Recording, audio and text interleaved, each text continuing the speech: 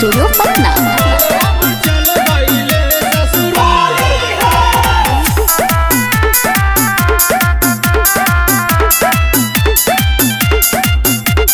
ऐसे नहीं सटा हमरा भिरिया रे, ना तो देवे लागन तोरा गरिया रे का हो।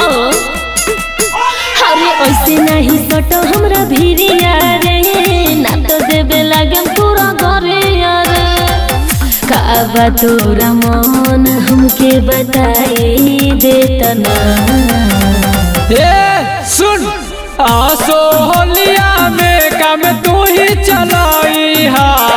अच्छा कि माल हमर चल गईले ससुरार, कि माल हमर चल गईले ससुरार।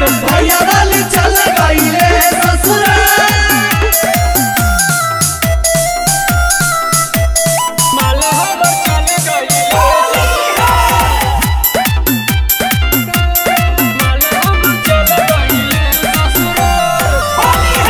होई न हम सेकेंड हैंड माल जे काम तोहर चलाइब हो।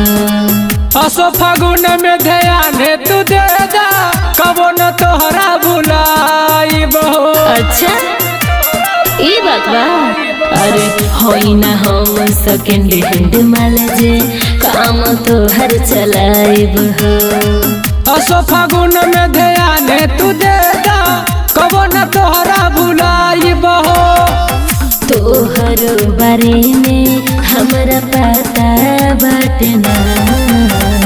अच्छा का आसो फगुआ में काम तू ही चलाई हा। कि माल हमर चल गईले ससुरार, कि माल हमर चल गईले ससुरार।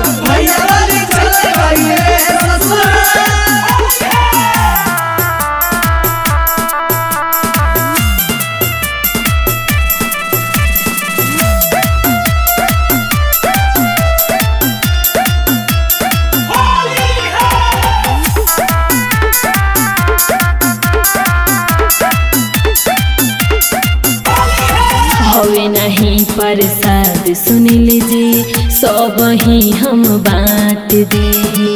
एज हमरा कुछ बोलला पर काहे तू डांट देही।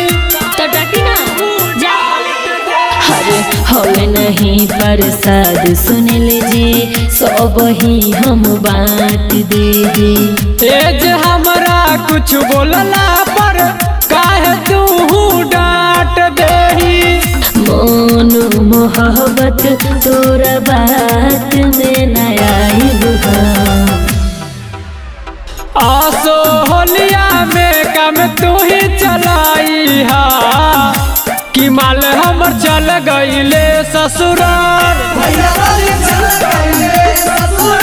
कि माल हमर चल गईले ससुरार।